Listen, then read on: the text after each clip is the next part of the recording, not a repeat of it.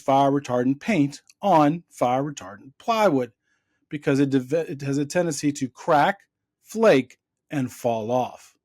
Let's talk about securing that plywood to the wall.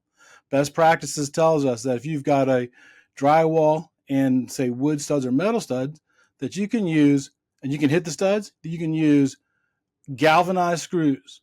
Now the galvanized screws has to be 1/2 of an inch longer than the thickness of the plywood, which is 3/4 of an inch, plus the thickness of the gypsum board. So plywood, gypsum board, plus 1/2 of an inch. That way there's enough screw to go into the studs. If you don't think you can hit the studs, then you should put in toggle bolts with fender washers, no more than 2 feet apart, going around the perimeter of the plywood.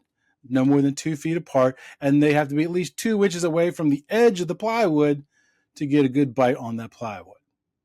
Now you know, knowledge is power.